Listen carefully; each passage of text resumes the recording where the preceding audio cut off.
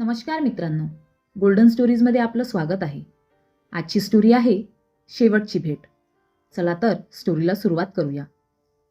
विशाल शहरात एका मोठ्या कंपनीत मॅनेजर होता. कामाच्या व्यापात तो इतका हरवला होता की अनेकदा त्याला स्वतःच्या जेवणाचीही शुद्ध नसायची. त्याच्या गावी त्याची म्हातारी आई सुमती काकू एकटीच राहायची. विशालचे वडील जाऊन आता 5 वर्षे झाली होती. एके दिवशी विशालला आईचा फोन आला. विशाल रे, या शनिवारी वेळ मिळेल का तुला? घरच्या बागेतल्या आंब्याला खूप मोहर आलाय. तुला आंबे आवडतात ना? म्हणून विचारलं. आईचा आवाज थोडा थरथरत होता. विशाल चिडून म्हणाला, आई, तुला समजत कसं नाही? माझं प्रेझेंटेशन आहे शनिवारी. आंबे काय बाजारात मिळतात की. विनाकारण फोन करून डिस्टर्ब नको करत जाऊ. त्याने फोन कट केला. 2 दिवसांनी विशालला गावाहून त्याच्या चुलत भावाचा फोन आला होता. विशाल, काकूंची तब्येत अचानक बिघडली आहे. त्यांना शहरातल्या हॉस्पिटलमध्ये हलवलंय. तू लवकर ये.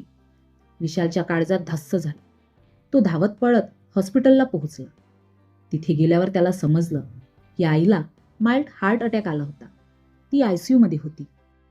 जेव्हा त्याला आत सोडलं तेव्हा आईच्या चेहऱ्यावर पांढरफटक ओढलेलं ग्लानीचं सावट होतं. तिने डोळे उघडले आणि विशालचा हात हातात घेतला. ती फक्त एवढंच म्हणाली, विशाल, तू आलास? मला वाटलं तू खूप बिझी असशील. तिच्या त्या एका वाक्याने विशालच्या काळजाचे तुकडे तुकडे झाले होते. त्याला आठवलं की गेल्या 6 महिन्यात त्याने आईला साधा सुखाचा शब्दही बोलला नव्हता. तो नेहमी बिझी असायचा.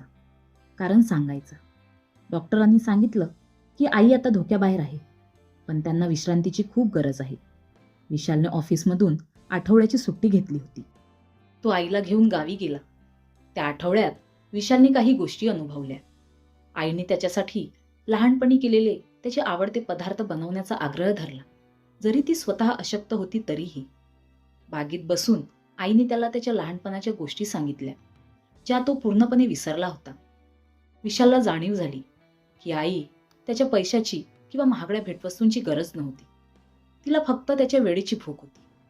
एक संध्याकाळी बागेत बसले असताना आई म्हणाली, लेका, तुझा बाप गेल्यावर हे घर मला खायला उठायचं, पण मी तुझा फोन येईल या आशेवर दिवस काढायची.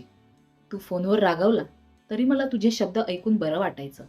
विशालचे डोळे पाणावले. त्याने आईचा हात घट्ट धरला आणि म्हणाला, आई, मला माफ कर. मी जगातलं सगळं यश मिळवण्याच्या मागे धावत होतो, पण हे विसरलो होतो की ते यश साजरं करायला तूच नसेल तर त्या पैशाला आणि त्या यशाला काहीच अर्थ नाही. म्हणून आपल्या आयुष्यात आपण करिअर आणि पैशाच्या मागे इतके धावतो की ज्यांनी आपल्याला चालायला शिकवलं त्यांनाच आपण मागे सोडतो. वेळ कोणासाठी थांबत नाही. आई वडील असेपर्यंत त्यांना प्रेम द्या. कारण एकदा का ती सावली हरवली की जगातील कितीही पैसा ती परत आणू शकत नाही. तर मित्रांनो, तुम्हाला ही स्टोरी कशी वाटली कमेंट करून सांगा. स्टोरी आवडली असेल तर व्हिडिओला नक्की लाईक करा आणि चॅनलला सबस्क्राईब करा. धन्यवाद.